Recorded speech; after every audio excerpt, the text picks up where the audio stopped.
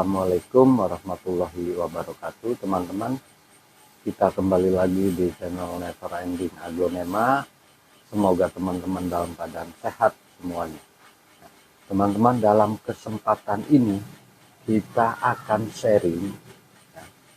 sharing sebuah pertanyaan yang sering banget kita dapati, yaitu kenapa aglonema kita bisa sakit. Ini pertanyaan yang sangat sering kita temui.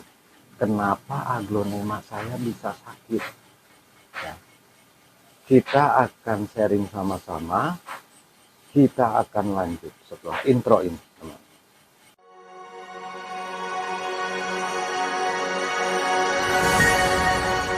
Kita kembali lagi, teman-teman. Ya, sebagaimana kita ketahui bahwa kalau kita punya aglonema yang sehat, yang tampil prima, itu memberikan kesenangan tersendiri buat kita. Ya, tapi saat atau di mana-mana kala ya ada aglonema kita yang terserang penyakit, nah disitulah kadang kita merasa kurang enak ya. Jadi sehingga timbul pertanyaan-pertanyaan, kenapa aglonema kita sakit? Seperti itu. Nah, di sini saya ambilkan contoh ya, ada aglonema saya ya, yaitu aglonema rinjani ini yang terkena serangan nih, teman-teman. Ya, yang terkena penyakit. Ya, tampak di ujung daun sini ini terlihat ada penyakit-penyakit. Ya. Kemudian di sini juga nih kelihatan nih. Ini aglonema cicalet ya. Ini juga saya lihat ini nggak sehat nih. Bentuk daunnya ini udah ada semacam penyakit yang sudah menempel. Kemudian di kasus yang lebih ekstrim, sini saya ada aglonema Siti Nurhalisa yang awalnya sudah indukan, ya. Tapi ternyata dia lebih ke terserang induknya sehingga induknya mati, sehingga tinggal tersisa anakannya saja. Ya, jadi kondisi-kondisi seperti ini kadang membuat kita risau. Ya, sebenarnya apa yang terjadi gitu. Ya, jadi yang perlu kita ketahui teman-teman adalah penyebab nih ya, penyebab kendala yang sering banget kita temui dalam merawat aglonema adalah karena adanya penyakit ya. Karena adanya penyakit. Nah, penyakit itu tidak lain dan tidak bukan ya, penyebabnya adalah bakteri, virus, dan jamur. Nggak ada lagi itu ya. Jadi kenapa, pertanyaannya, bisa sakit? Karena bakteri, jamur, dan virus menyerang. Ya. Judulnya yang perlu saya tekankan ini, aglonema kita terkena serangan bakteri, jamur, ataupun virus. Ya. Apa yang menyerang penyakit-penyakit itu? Yaitu patogen. Patogen yang berupa jamur, bakteri, dan virus tadi. Jadi yang perlu ditekankan, aglonema kita terkena serangan patogen. Ya, sebagaimana kita ketahui kayak bakteri, jamur, dan virus itu adalah makhluk hidup. Ya. Makhluk hidup ciptaan Tuhan yang prinsipnya sama dengan makhluk hidup lain.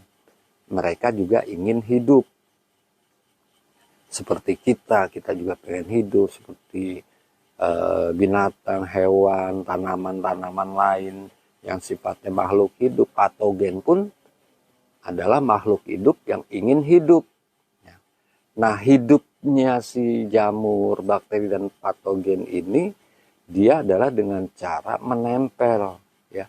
Dia perlu inang, dia perlu tempat, dia perlu makan, dia perlu tempat untuk menetap. Ya. Sama seperti ya makhluk hidup yang lain, dia perlu makanan. Nah, pada saat jamur, bakteri atau virus itu mulai menempel, kemudian terjadilah serangan, disitulah terkenanya penyakit aglonema kita menjadi terserang. Ya. Jadi intinya adalah aglonema kita kenapa sakit? Karena mendapat serangan dari patogen. Ya, patogen itu yang tadi saya sebutkan bakteri, jamur, dan virus. Ya. Sebagaimana makhluk hidup lain, mereka juga perlu hidup. Namun hidupnya mereka kadang merugikan. Ya, merugikan. Kemudian ada pertanyaan lagi, kenapa aglonema kita yang diserang gitu. Nah, ini kita bicara resiko ya. Kita bicara resiko dari sistem budidaya monokultur. Ya, berbeda dengan di hutan yang sifatnya multikultur. Ya, di hutan itu kan jenis tanamannya bisa saja sampai ratusan ya, ratusan bahkan ribuan jenis. Jadi yang diserang pun bisa macam-macam. Berbeda dengan budidaya kita di rumah, di kandang, di kebun yang cuma satu jenis atau monokultur, yaitu aglonema. Jadi tidak ada pilihan lain ya. Si patogen tadi menyerang aglonema pada akhirnya karena tidak ada pilihan lain. Contoh gampangnya begini deh teman-teman ya. Contoh gampangnya itu ya, kenapa si patogen tadi menyerang aglonema kita? Ya seperti misalnya kita masuk ke warteg, kita mau makan di warteg, ternyata warteg itu cuma ada tahu dan tempe doang sama telur misalnya. Ya mau nggak mau yang kita makan ya ketiga jenis lauk pauk itu ya, ketiga jenis makanan itu. Ya berbeda dengan banyak misalnya ada yang lain ya, ada daging, ada ayam, ada sayur dan lain-lain ya. Jadi intinya adanya cuma itu ya, adanya cuma aglo ya, akhirnya aglonema lah yang diserang ya. Tidak ada pilihan lain ya, akhirnya yang diserang, yang dimakan adalah aglonema. Kemudian teman-teman, selain penyebab patogen tadi yang saya sebutkan yaitu bakteri, jamur, dan virus ya, serangga pun ikut andil dalam bentuk penyerangan terhadap aglonema ya. Serangga-serangga seperti ulat ya, kutu sisik ya, kutu putih ya, kemudian mites ya. Serangga ini juga terbagi dua, yang terlihat mata dan yang tidak terlihat mata ya. Jadi kalau kita mau teliti lebih jauh ya, aglonema ini banyak musuhnya ya. Sebenarnya bukan aglonema saja, semua makhluk hidup juga punya musuh ya. Karena kita bicara tentang aglonema, maka aglonema ini juga banyak gitu. Banyak musuhnya dan banyak penyakitnya yang siap untuk menyerang. Kemudian dalam serangan tersebut ya, kadang timbul pertanyaan lagi nih teman-teman. Jadi serangan itu sebenarnya lebih banyaknya itu datang dari luar, artinya luar tuh dari sekitar tempat si aglonema berada, atau dari dalam pot atau dari dalam media ya. Jadi kalau kita ditanya lebih banyak mana, ya ini memang agak sulit. Lebih banyak mana serangan itu kadang terjadi. Karena dari dalam pot atau dalam media sendiri bisa terjadi serangan patogen ya. Patogen jamur ya, yang diakibatkan oleh media yang sudah asam ya. Karena media asam itu tempat bersarangnya patogen. Jadi untuk penggantian media memang disarankan memiliki jangka waktu tertentu untuk mengganti media untuk menghindari tingkat keasaman. Jadi kalau media sudah asam, itu bakteri, jamur ya, itu suka banget ya.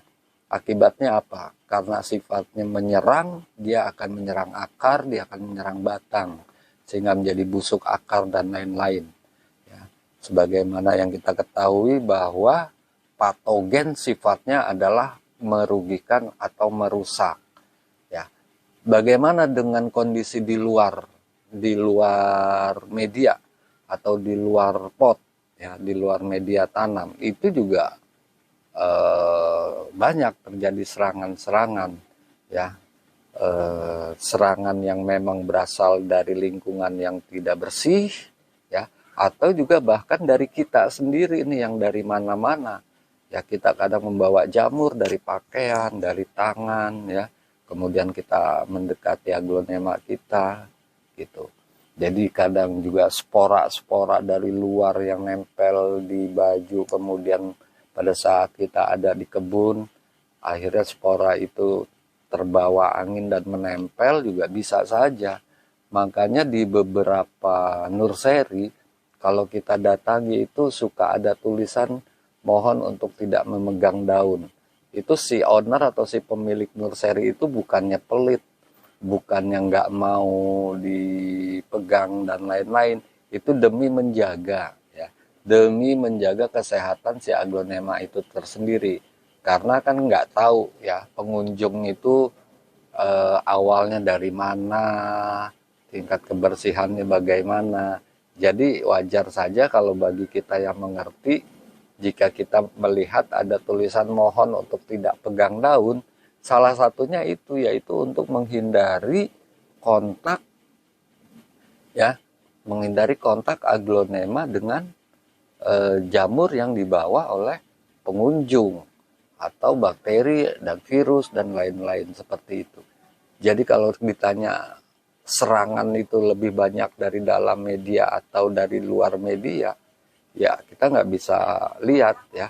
Itu semua tergantung dari tingkat kebersihan lingkungan, tingkat keasaman media dan lain-lain, banyak faktor. Kemudian teman-teman, setelah kita sedikit banyak mengetahui ya kenapa aglonema kita dapat terserang penyakit, ya, artinya di sini adalah kita harus menindaklanjuti bagaimana cara untuk mencegah atau untuk mengobatinya. Nah, sebelum sampai ke sana, kita harus tahu dulu nih teman-teman, ya, kita harus tahu dulu perjalanan penyakitnya itu seperti apa, ya. Artinya ya, bakteri, jamur dan lain-lain itu yang menyerang aglonema kita, ya, dia itu tidak serta-merta. Artinya begini teman-teman, ya, artinya adalah ya ketika kita melihat ada sebuah bentuk serangan seperti ini misalnya, ini tidak serta-merta, ya, tidak serta-merta artinya begitu si spora, ya, spora, kita bicara jamur, ya, misalnya pada saat menempel, kemudian saat itu juga terjadi serangan, tidak, ya, tidak seperti itu. Jadi dia perlu waktu untuk inkubasi. Ini kalau sudah seperti ini, prediksi saya dia ini udah terserang dari sekitar 1 minggu yang lalu, ya. Terjadilah serangan-serangan seperti ini. Ya.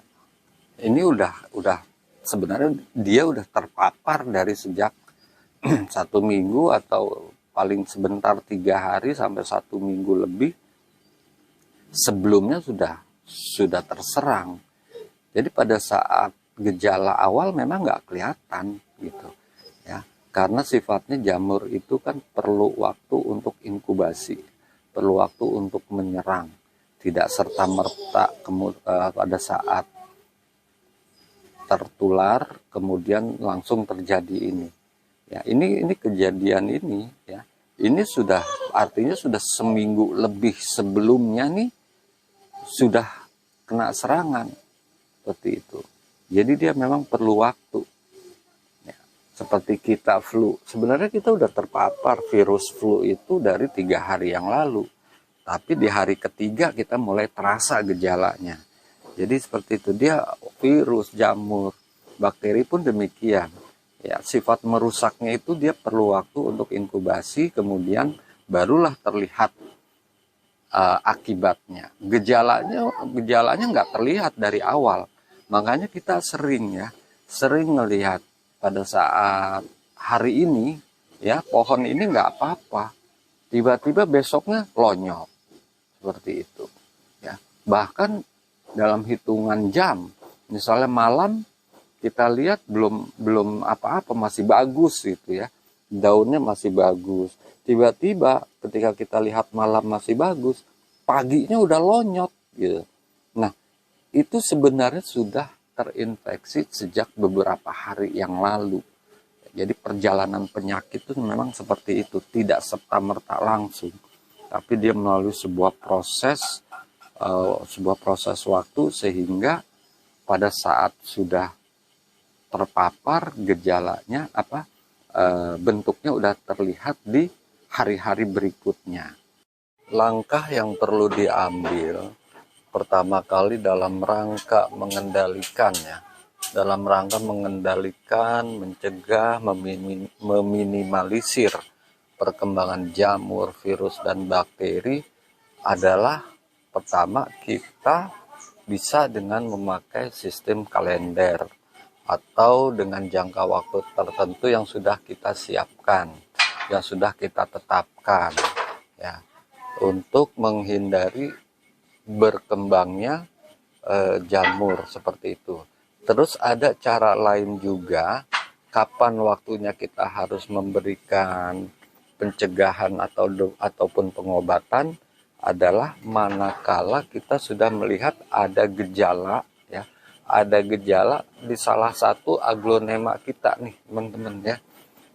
Kita sudah melihat ada gejala di salah satu aglonema kita, minimal 3-5% dari populasi ya, minimal 3-5% dari populasi aglonema kita yang ada ya. Jika kita sudah temui di salah satu aglonema tersebut yang sudah mulai terpapar, disitulah saatnya kita adakan penyemprotan ya, di samping penyemprotan yang dilakukan secara berkala tadi ya, yang memakai sistem kalender ya. Segera lakukan manakala sudah terjadi atau terlihat serangan minimal 3-5% dari populasi aglonema yang ada di tempat kita. Jangan tunggu lagi, segera adakan pencegahan baik dengan fungisida, bakterisida, virusida, akarisida, insektisida. Apa yang perlu di situ kita gunakan, teman-teman. Kemudian ya, selain itu juga yang terbaik dalam rangka meminimalisir, mencegah perkembangan patogen tadi ya adalah melakukannya di awal ya. Artinya kita melakukan pencegahan ya, ibaratnya mah kalau mau pergi kita sudah sedia payungnya ya, kita sudah sedia payungnya karena kita nggak tahu kapan akan hujan misalnya, kita sudah sedia jas hujannya ya. Atau kalau kita mau berkendara supaya aman ya, berkendara sepeda motor ya, supaya aman kita harus pakai helmnya seperti itu. Jadi siapkan ya, adakan pencegahan di awal seperti itu ya, itu lebih baik ya. Kemudian manakala sudah ada yang terserang ya, karena kita bicara pengendalian jamur ya, bakteri dan virus, serangga dan lain-lain ya, itu sifatnya adalah protektif dan kuratif. Maksudnya protektif adalah pencegahan sebelum terkena, dan kuratif yang sifatnya adalah pengobatan setelah terkena. Memang sulit ya. Kita bagaimanapun juga untuk menjadi 100% itu terserang tidak mendapat serangan itu memang sulit sekali, teman-teman. Ya. Ada saja pohon-pohon kita 1-2 yang akibatnya terserang, yang akhirnya terserang oleh penyakit ya. Jadi lakukan pencegahan di awal, kemudian jika sudah ada gejala serangan di beberapa aglo, minimal 3-5% dari populasi aglonema kita yang ada, segera juga lakukan pencegahan protektif sekaligus pengobatan atau yang sifatnya kuratif. Bisa dengan yang sifatnya kontak, bisa juga dengan yang sifatnya sistemik ya. Jadi kalau yang kontak itu adalah pada saat si jamur menempel di daun yang sudah kita lapisi dengan yang sudah kita semproti dengan fungisida, dia akan langsung mati ya. Kemudian yang sifatnya sistemik adalah dia diserap oleh tanaman, kemudian pada saat ada serangan dia akan memberikan feedback, dia akan memberikan reaksi untuk mencegah terjadinya inkubasi dari dalam aglonema itu sendiri. Demikian teman-teman sharing singkat kita tentang kenapa aglonema saya sakit ya. Tentu sharing ini tidak berhenti sampai di sini. Di kesempatan berikutnya kita akan sharing-sharing lagi tentang hal-hal lain seputar aglonema. Ya, terima kasih pada semua teman-teman atas perhatiannya. Kita akan kembali lagi di episode berikutnya nanti. Ya, terima kasih. Wassalamualaikum warahmatullahi wabarakatuh. Terima kasih teman-teman yang sudah menonton video ini. Jangan lupa klik tombol subscribe, dan jika kalian suka video ini, angkat jempol kalian.